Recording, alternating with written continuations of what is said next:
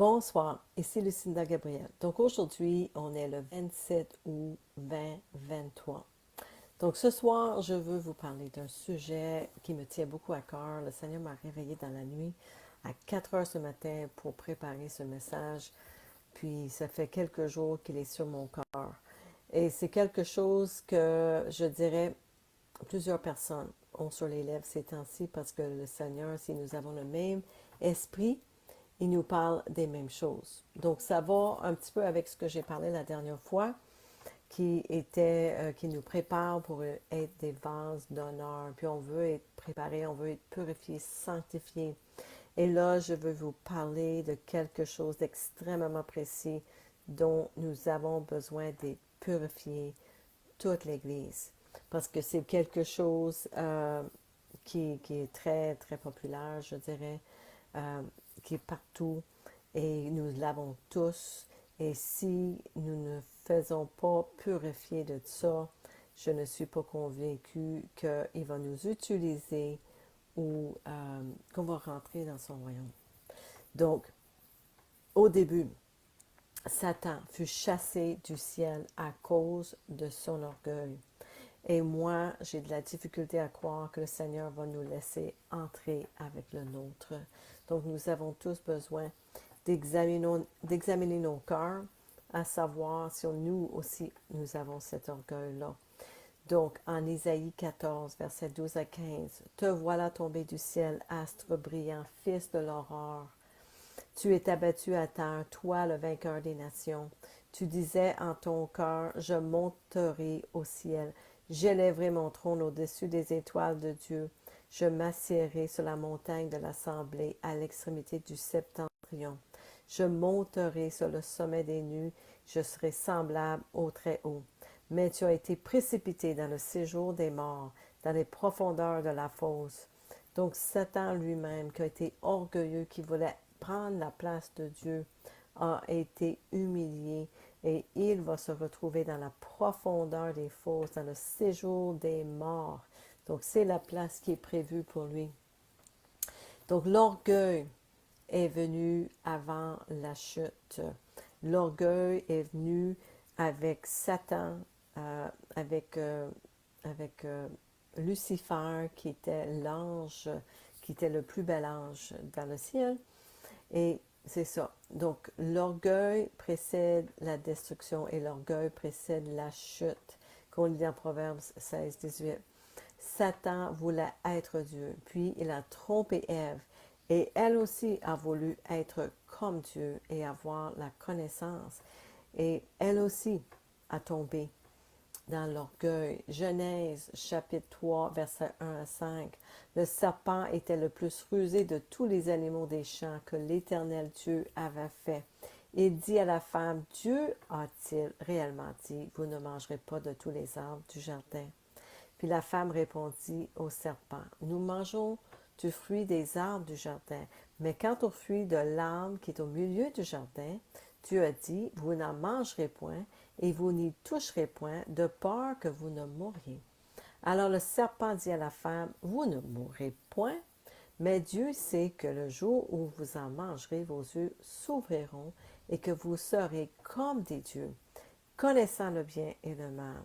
Donc, après que Adam et Ève ont mangé de l'arbre de la connaissance du bien et du mal, ils furent expulsés du jardin. Puis c'est l'orgueil. Elle voulait être comme Dieu.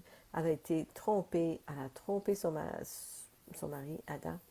Et ils furent expulsés du jardin. Puis le péché est entré dans le cœur de l'homme et le monde est devenu méchant. Et le péché s'est répandu.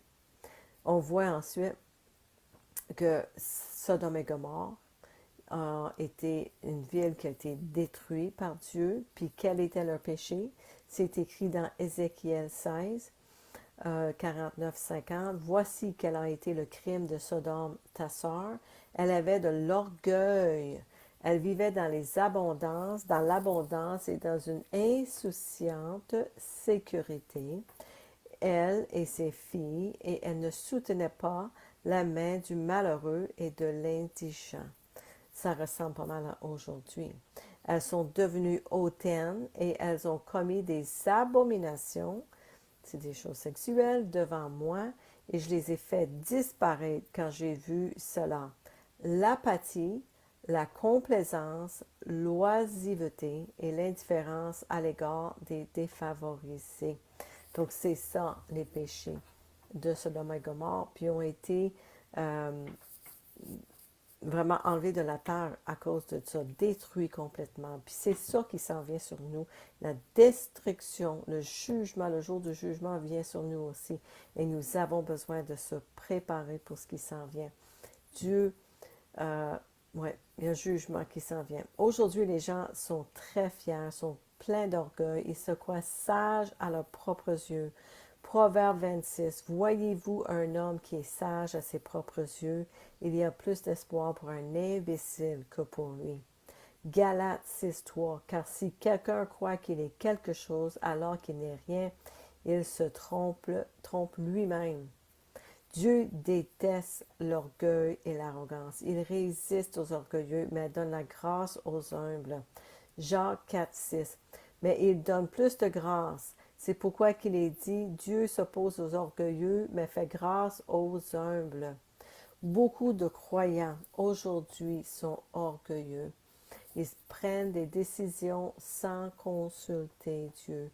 Qu'il s'agisse de faire certaines ou de prendre certaines injections ou de choisir un conjoint par eux-mêmes, nous devons consulter le Seigneur pour toutes les décisions importantes dans notre vie, surtout des grosses décisions de même, que ce soit pour acheter une maison, acheter une auto, déménager, voyager même. Il faut consulter le Seigneur pour toutes ces décisions, surtout là avec ce qui se passe dans le monde. On ne veut pas se promener sans avoir l'approbation de Dieu pour être certain qu'on est à la bonne place au bon moment, surtout avec ce qui se passe présentement. Je vais faire une autre vidéo prochainement par rapport à tout ça. C'est important parce que les temps approchent. Donc, une fois qu'on est né de nouveau, nous ne nous appartenons plus. 1 Corinthiens chapitre 6, verset 19. Ne réalisez-vous pas que votre corps est le temple du Saint-Esprit qui habite en vous et qui vous a été donné par Dieu?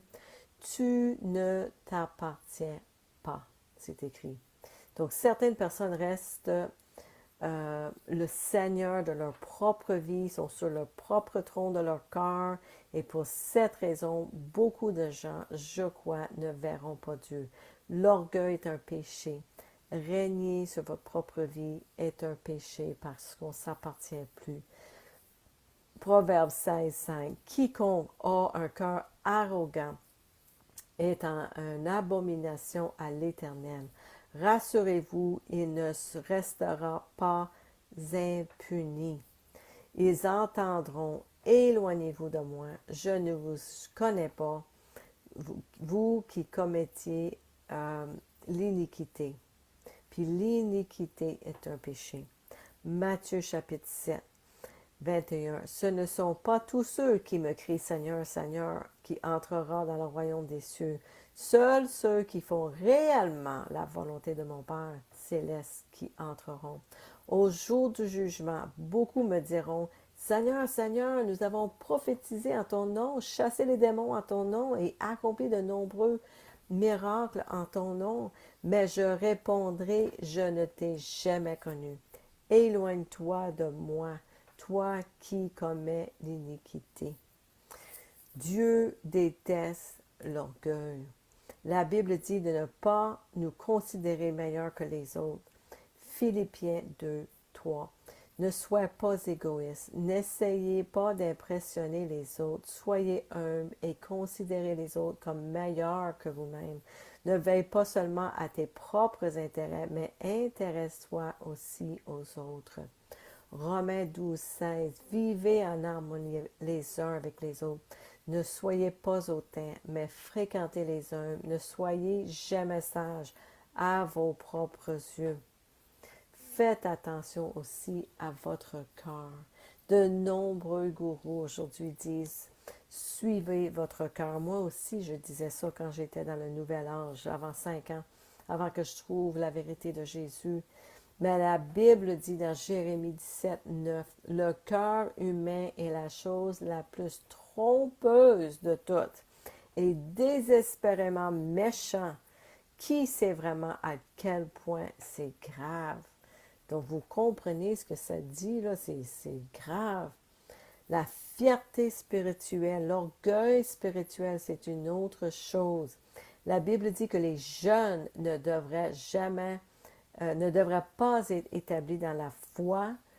Donc, quand les gens sont trop jeunes, c'est dangereux car ils pourraient devenir orgueilleux et être soumis à Satan.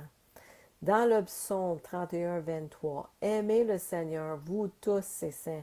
Le Seigneur préserve les fidèles, mais récompense abondamment celui qui agit avec orgueil. 1 Timothée 3, 6. Là, il parle des gens qui ont des positions de leadership dans l'Église. Il ne doit pas être un converti récent, sinon il pourrait s'enfler d'orgueil et tomber dans la condamnation du diable. Donc vous voyez comment c'est important que les leaders spirituels soient sages et qu'ils ne soient pas trop jeunes pour pas qu'ils soient orgueilleux. On a vu ça. En tant que leader spirituel, assurez-vous de faire confiance au Seigneur pour tout, incluant vos finances, et ne fiez-vous pas sur les dîmes, puis ces genres de choses-là aussi. On voit ça souvent, les gens, ils ont peur de sortir des églises, ils ont peur de faire confiance. L'homme cupide suscite des querelles, mais celui qui confie au Seigneur s'enrichit. Proverbe 28, 25. Donc, faites plus confiance au Seigneur qu'à vos dîmes que vous recevez, exemple en tant que pasteur dans une église. C'est tellement important parce qu'on voit que ça peut corrompre le cœur d'une personne. Assurez-vous de servir Dieu et non pas l'argent. Matthieu 6, 24. Personne ne peut servir deux maîtres. Tu sais, on l'a vu durant le temps de la dernière pandémie, je vais le dire de même, qu'il y a beaucoup d'églises qui ont accepté de l'argent pour payer leurs hypothèques. Et ça les amène à être esclaves des gouvernements. Puis là, ils n'ont pas le choix d'écouter puis de faire ce qu'ils veulent.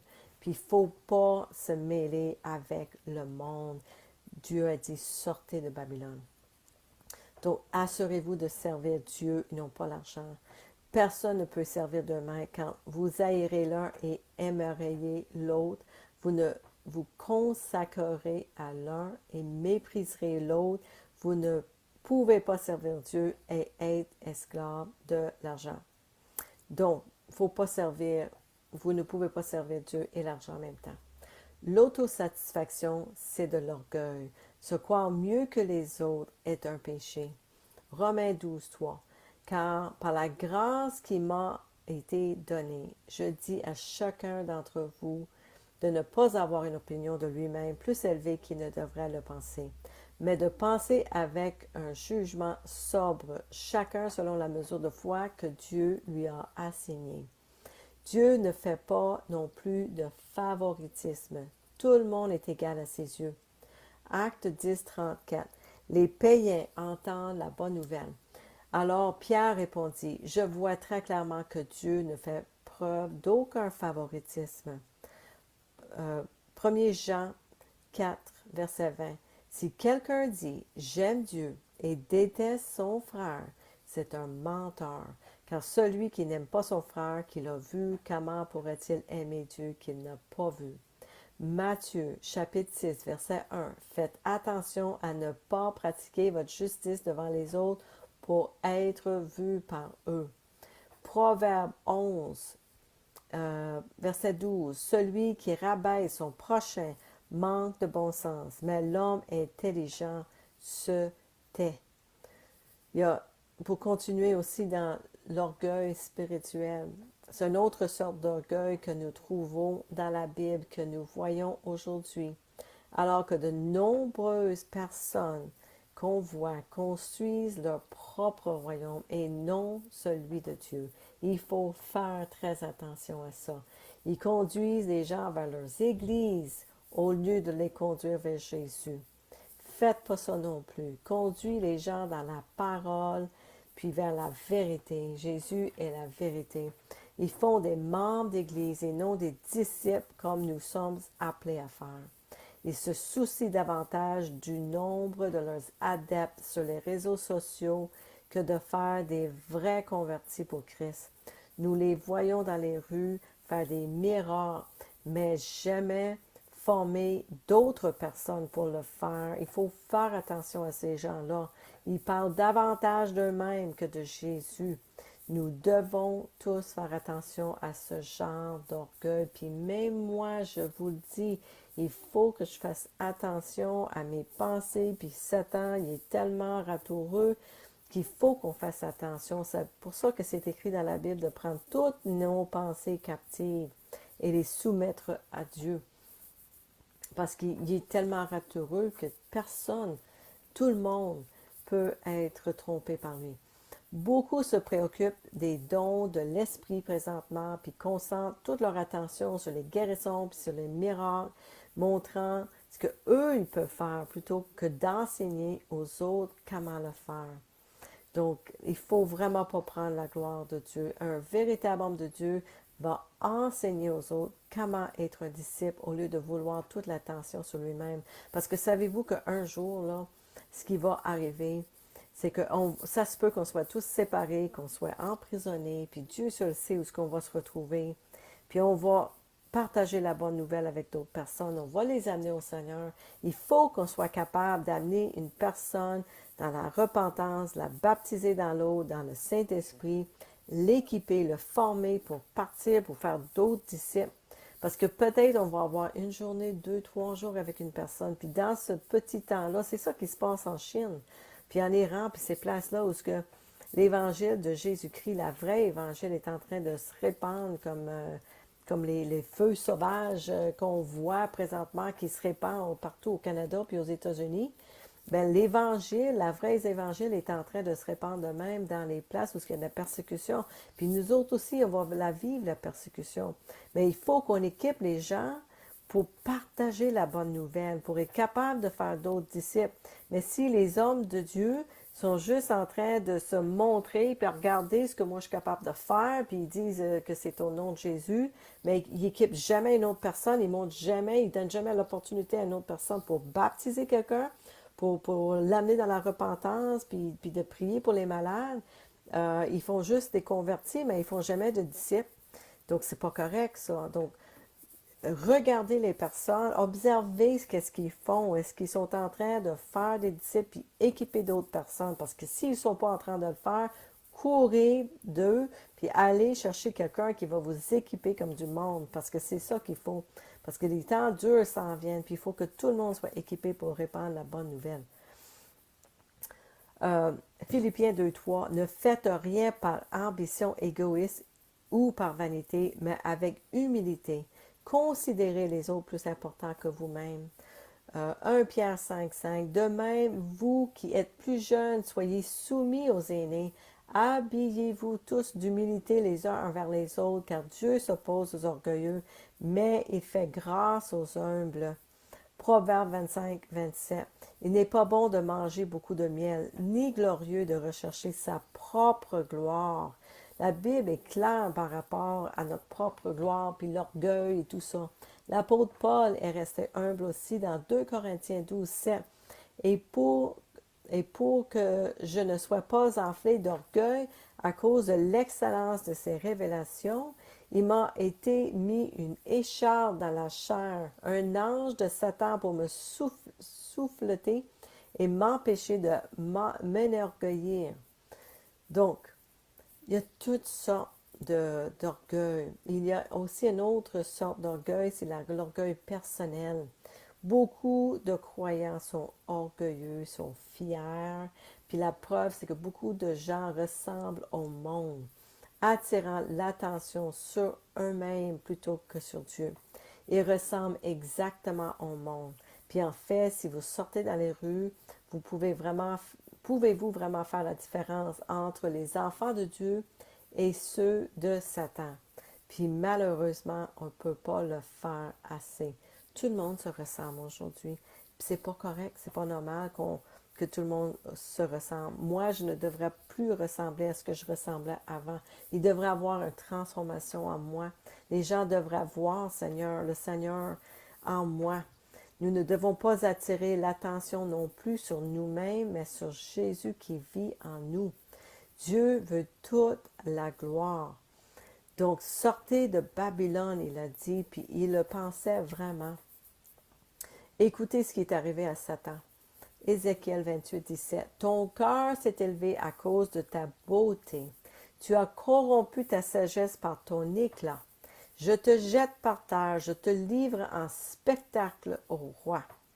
C'est parce que Satan, Lucifer, qui s'est élevé à cause de sa beauté, puis il s'est trouvé beau. Aujourd'hui, tout le monde, on les voit là, sur Facebook, puis partout avec les selfies. Moi, regardez-moi comment je suis belle. Il faut faire attention à ça, mes frères et sœurs. Donc, cherchez le Seigneur, demandez-lui, Seigneur, est-ce que je suis correct? Dans la façon que je me porte, je m'habille, puis que je parle.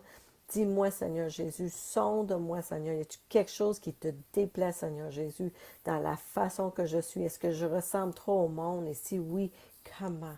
Puis qu'est-ce que tu veux faire? Qu'est-ce que tu veux changer en moi, Seigneur Jésus? Il a dit, sortez du monde.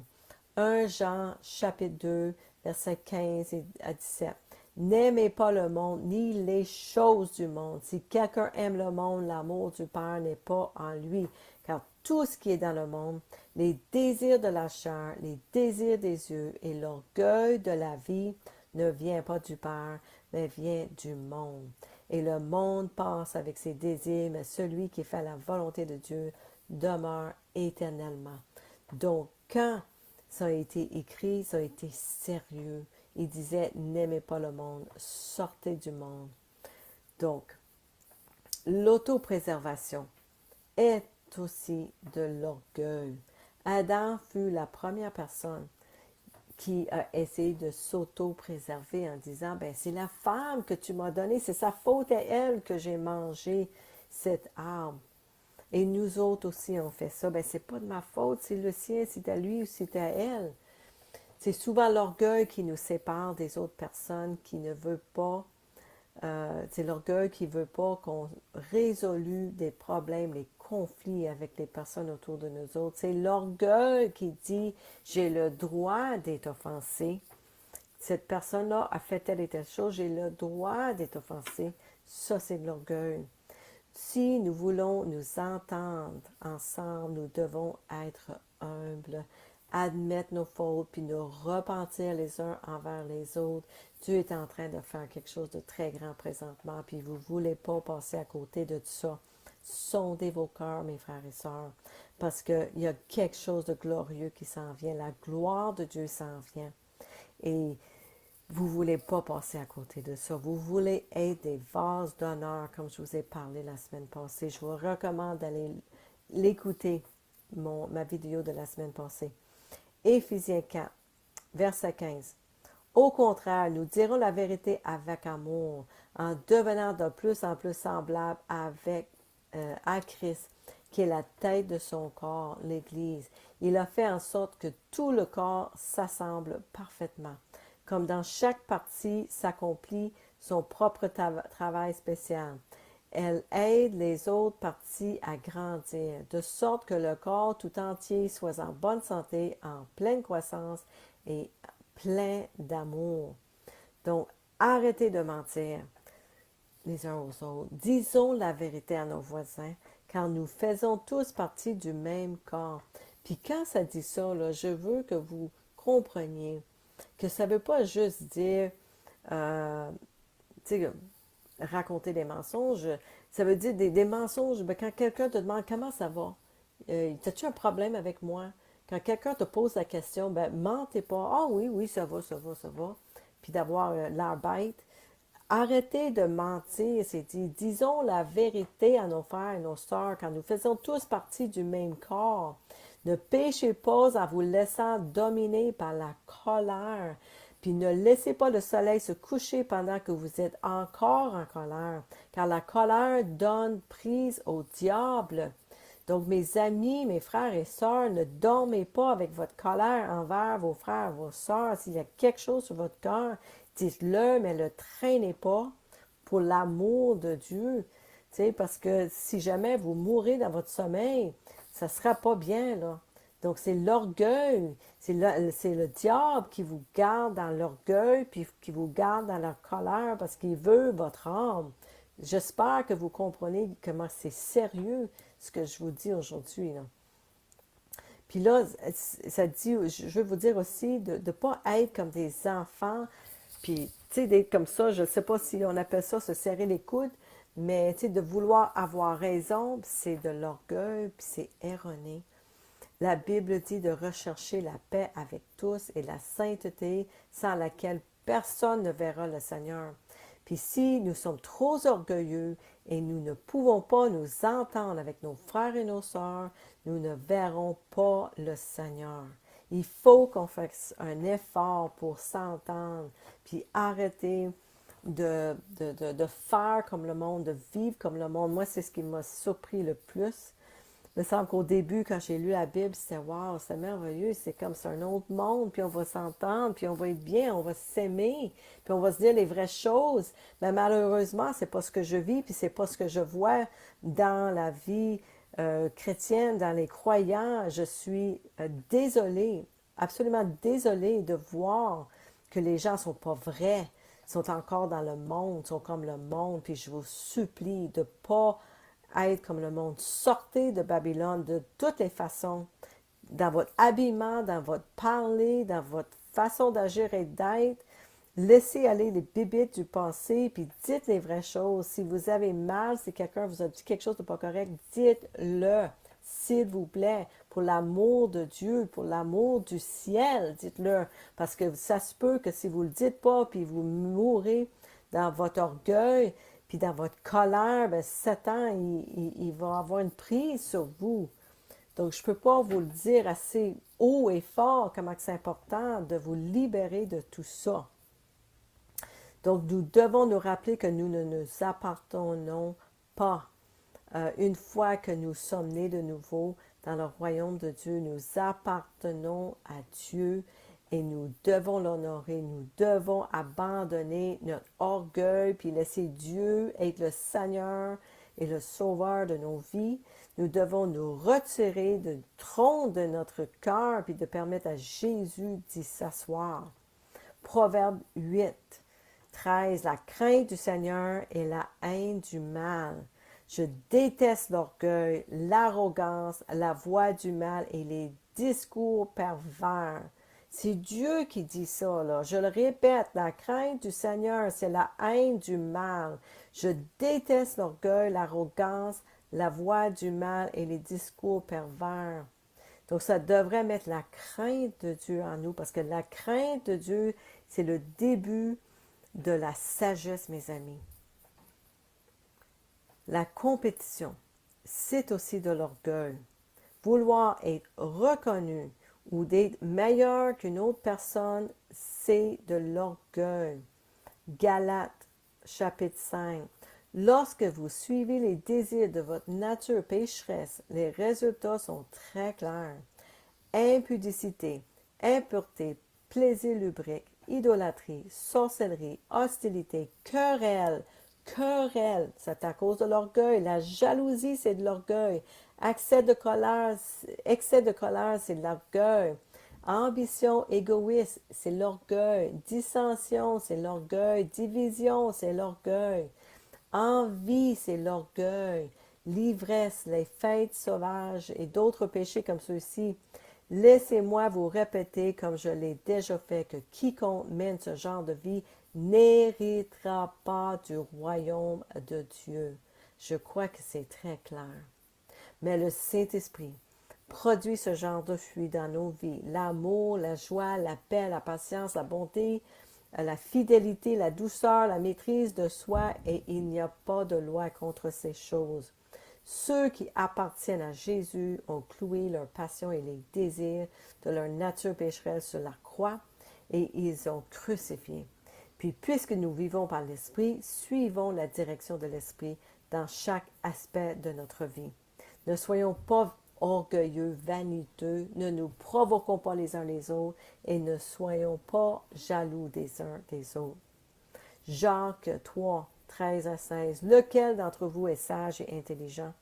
Qu'il montre ses œuvres par une bonne conduite avec la douceur de la sagesse.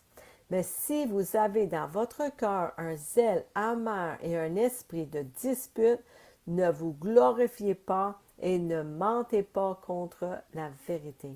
Cette sagesse n'est point celle qui vient d'en haut, mais elle est terrestre, charnelle et diabolique. Car là où il y a un zèle amer et un esprit de dispute, il y a du désordre et toutes sortes de mauvaises actions. La calomnie, puis les commérages, mes amis, viennent aussi de l'orgueil. Psaume 101, 5. Celui qui calomnie son prochain en secret, je le détruirai. Celui qui a un regard hautain et un cœur arrogant, je ne le supporterai pas. Cela devrait mettre en vous la crainte de Dieu, mes amis. Et sachez que la crainte du Seigneur est le début de la sagesse. Jacques, chapitre 4. Ne dites pas de mal les uns aux autres, chers frères et sœurs. Si vous vous critiquez et que vous jugez les uns les autres, alors vous critiquez et jugez la loi de Dieu. Mais votre travail consiste à obéir la loi, pas à juger si elle s'applique à vous. Dieu seul qui a donné la loi est le juge. Lui seul a le pouvoir de sauver ou de détruire. Alors de quel droit jugez-vous votre prochain? Priez pour votre prochain. Soyez des gens qui prient les uns pour les autres. Quand on voit quelque chose de pas correct, qu'on le dise avec amour, puis qu'on prie pour notre prochain, que le Saint-Esprit lui révèle ces choses-là. L'autopromotion est aussi de l'orgueil. Proverbe 27, 2. Qu'un autre te loue et non ta propre bouche, un étranger et non vos propres lèvres. Jérémie 9, 23. Ainsi parle le Seigneur, que le sage ne se vante pas de sa sagesse, que le fort ne se vante pas de sa puissance, et que le riche ne se vante pas de sa richesse. Romains 12, 3. Car par la grâce qui m'a été donnée, je dis à chacun d'entre vous de ne pas avoir une opinion de lui-même plus élevée qu'il ne devrait le penser, mais de penser avec un jugement sobre, chacun selon la mesure de foi que Dieu lui a assignée. Jacques chapitre 4 verset 10. Humiliez-vous devant le Seigneur et il vous exaltera. Luc 14, 11. Car quiconque s'élève sera humilié et quiconque qui s'humilie sera exalté. Donc, tout ce qui concerne le soi, le moi, c'est de l'orgueil. Puis, il faut qu'on fasse attention. Priez au Seigneur pour qu'il nous enlève cet orgueil-là en nous. Proverbe 21, 4. Des yeux hautains est un cœur et un cœur orgueilleux. La langue des méchants sont un péché. L'orgueil te souille. Marc chapitre 7, 20 à 23. Et il a dit, Jésus a dit, ce qui sort d'une personne est ce qui la souille, car du dedans du cœur de l'homme naissent les mauvaises pensées. L'immoralité sexuelle, le vol, le meurtre, l'adultère, la convoitise, la méchanceté, la tromperie, la sensualité, l'envie, la calomnie, l'orgueil, la folie. Toutes ces mauvaises choses viennent de l'intérieur et souillent l'homme. Ça vient du cœur. Et c'est pour ça que c'est écrit que le cœur est méchant. Il faut qu'on fasse attention parce que quand on est né de nouveau, on est donné un nouveau cœur. Il faut l'entretenir, ce nouveau cœur-là. Il faut qu'on le garde doux et humble, ce cœur-là. Il ne faut pas redevenir orgueilleux, puis il ne faut pas que notre cœur s'endurcisse avec les années à cause de l'offense, parce que ça, c'est l'ennemi qui veut nous garder dans l'offense. Aussi, ne soyez pas fiers des richesses. 1 Timothée 6, 17. Quant aux riches de notre époque, chargez-les de ne pas être hautains et de ne pas placer leurs espoirs dans l'incertitude des richesses, mais dans Dieu, qui nous donne richement tout ce que nous pouvons jouir. Présentement, les amis, vous savez qu'il y a des choses qui se passent dans le monde. Puis je vais faire une autre vidéo là-dessus bientôt. Et beaucoup de gens qui se tiennent sur leur richesse, leur compte de banque, puis leur belle maison, puis toutes ces choses-là, puis leur chèque de pension, ben c'est bien de valeur. Je suis désolée de vous dire, mais tout ça, à un moment donné, ça va être effacé. Il y a un temps qui s'en vient. Et vous ne pouvez plus vous baser sur vos richesses parce que c'est incertitude, il y a de l'incertitude là-dedans, puis vous pouvez juste vous baser sur Dieu, mettre votre confiance en Dieu seul. Apocalypse, chapitre 3, l'Église Laodicée. L'ange de l'Église, écrit à l'ange de l'Église de Laodicée. Voici ce que dit l'Amen, le témoin fidèle et véritable, le commencement de la création de Dieu. Je connais tes œuvres, il a dit. Je sais que tu n'es ni froid ni bouillant. Puisses-tu être froid ou bouillant. Ainsi, parce que tu es tiède et que tu n'es ni froid ni bouillant, je te vomirai de ma bouche. Parce que tu dis, je suis riche, je me suis enrichi et je n'ai pas besoin de rien. Et parce que tu ne sais pas que tu es malheureux, misérable, pauvre, aveugle et nu, je te conseille d'acheter de moi de l'or éprouvé par le feu, afin que tu deviennes riche, et des vêtements blancs, afin que tu sois vêtu, et que la honte de ta nudité ne paraisse pas, et un collier pour oindre tes yeux, afin que tu vois. Moi, je reprends, et je châtie tous ceux que j'aime. Aie donc du zèle, et repens-toi. Voici, je me tiens à la porte et je frappe. Si quelqu'un entend ma voix et ouvre la porte, j'entrerai chez lui et je souperai avec lui et lui avec moi. Celui qui vaincra, je le ferai asseoir avec moi sur mon trône, comme moi j'ai vaincu et je me suis assis avec mon Père sur son trône. Que celui qui a des oreilles entende ce que l'Esprit dit aux églises. Alors ici, ce que Jésus est en train de dire à l'Église, Laodicée, qui est tiède, est en train de dire que vous avez besoin de vous purifier. Puis là, aujourd'hui, c'est ce que je ressens dans mon cœur. Dans les derniers mois, le Seigneur est en train d'appeler toute l'Église à se purifier comme de l'or. Puis ça fait mal parce que ça prend le feu pour le purifier. Donc, ça veut dire qu'il y a peut-être des choses que vous allez vivre dans votre vie, des personnes qui vont vous dire des choses, vous allez vous sentir attaqué. Mais c'est des choses que le Seigneur va amener dans votre vie pour vraiment montrer un miroir, pour vous dire, regarde-toi ici. Voici ce qui se passe. Voici ton orgueil. Donc, les gens sont là devant nous pour nous montrer qui on est. Puis ça, c'est le Seigneur qui est en train de nous discipliner présentement. Et nous avons besoin de passer par le feu pour être éprouvés par lui. Donc, ne résistez pas, surtout à ça. Puis demande à Dieu pour de l'onction, de loin pour vos yeux, pour être capable de voir la vérité de ce qu'il est en train de faire. Comment devrions-nous être? Luc 18, versets 9 à 14, c'est Jésus. Il a dit, il a également raconté cette parabole à certains qui se croient justes et traitent les autres avec mépris. 2 hommes montèrent au temple pour prier, l'un un pharisien et l'autre un publicain. Le pharisien, debout seul, priait ainsi. Dieu, je te remercie de ce que je ne suis pas comme les autres hommes, ravisseurs, injustes, adultères, ni même comme ce publicain. Je jeûne 2 fois par semaine, je donne la dîme de tout ce que je reçois.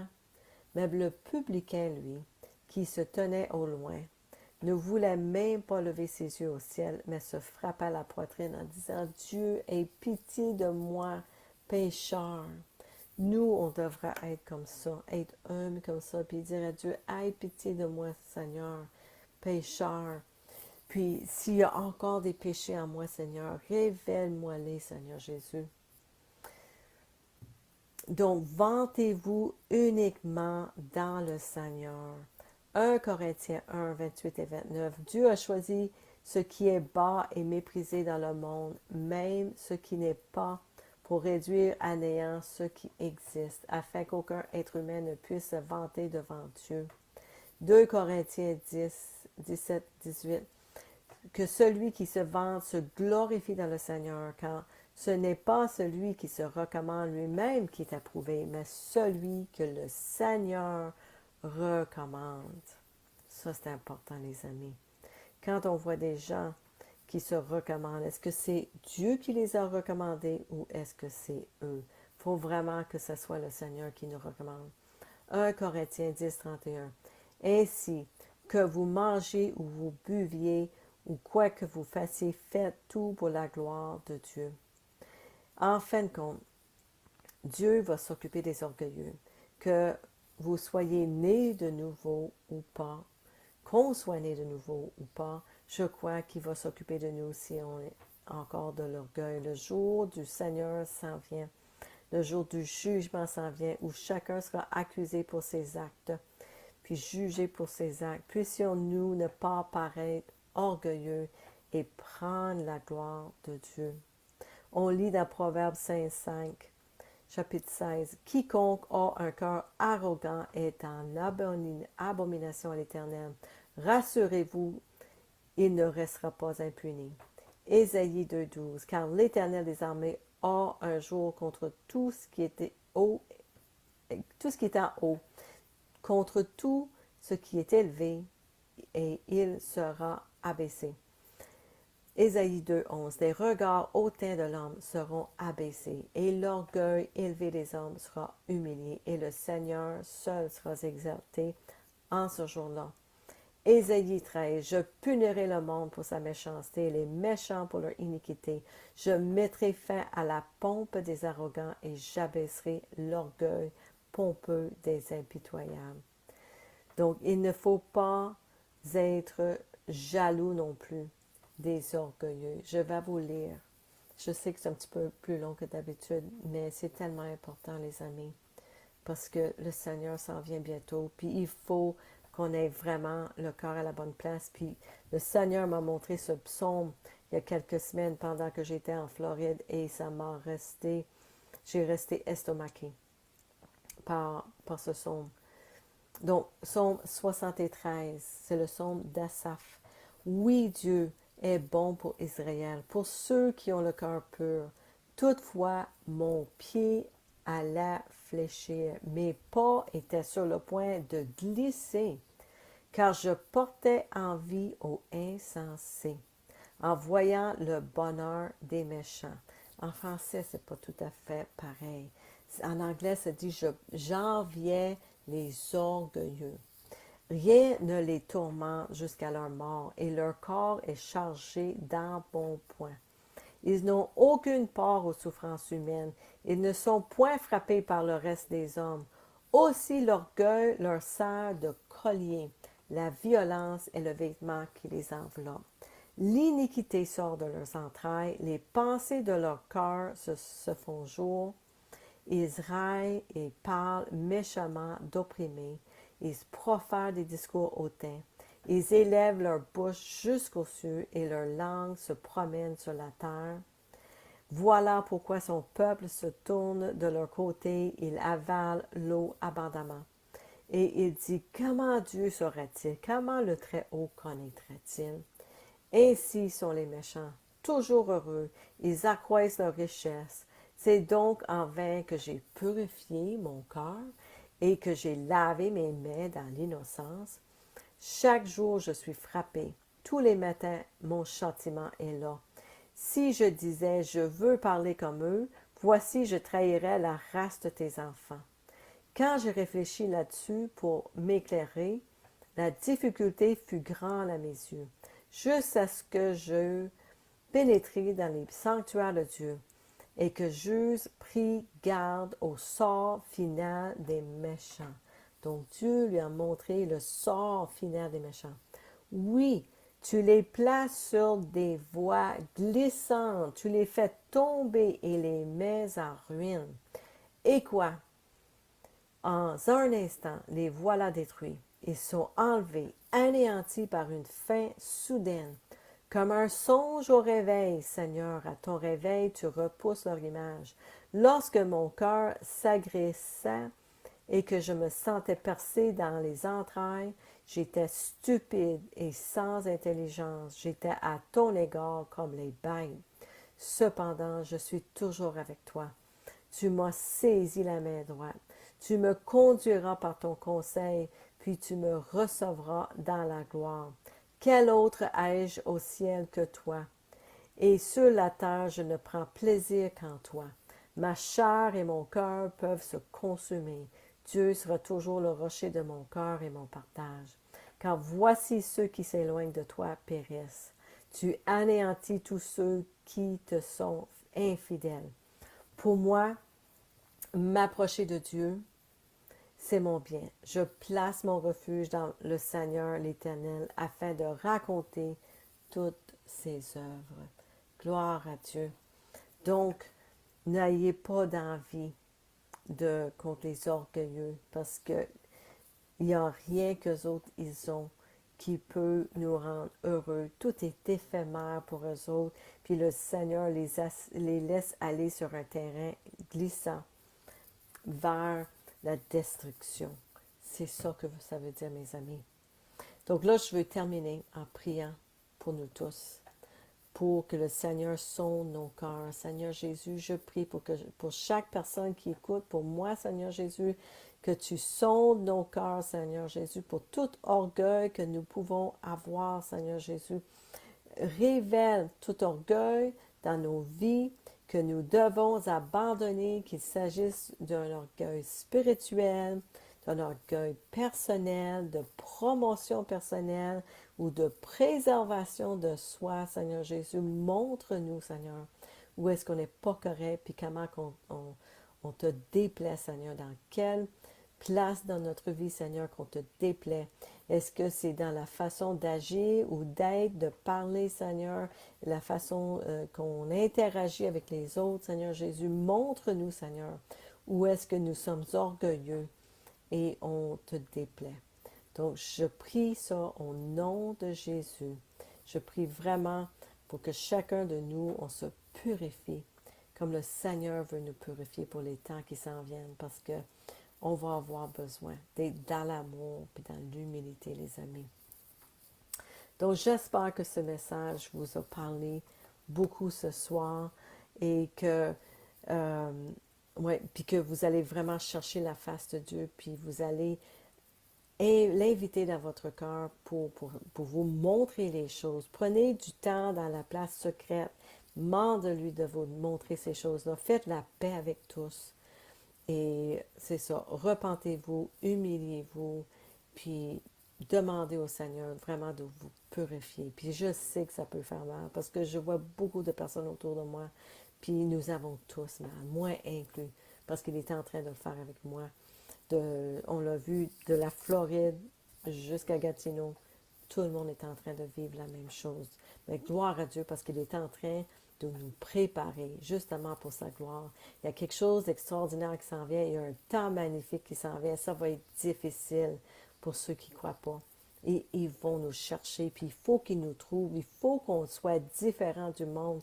Il faut que quand nous, on se promène dans la rue, que les gens nous regardent et disent « Je ne sais pas c'est quoi. Tu as quelque chose de différent. Tu as une joie, tu as une paix que je n'ai pas et je veux l'avoir. » Parce que les gens vont vivre de l'anxiété, mes amis. puis ils vont vouloir avoir la paix, l'amour du Christ que nous autres, nous avons en lui. Parce que nous autres, on a l'espoir de la vie éternelle. Puis c'est ça que les gens vont voir à nous. Donc, c'est ça. Donc, je vous aime énormément. Puis je prie vraiment que vous prenez le temps cette semaine pour chercher la face de Dieu avec tout ceci que je vous ai partagé. Et si Dieu le veut, je vous reviens bientôt avec un autre message pour édifier l'Église. On a besoin de s'entraider, de s'aimer comme il faut. Donc, laissez aller toute l'amertume que vous pouvez avoir, puis ne donnez ou n'ouvrez aucune porte à l'ennemi. OK? Puis, si ce message, vous croyez que ça peut vraiment aider quelqu'un d'autre que vous connaissez, bien, partagez-le. Et c'est ça, parce que les gens vont avoir besoin de ça, de se purifier pour ce qui s'en vient. Je vous aime énormément et bonne soirée. À bientôt. Bye bye.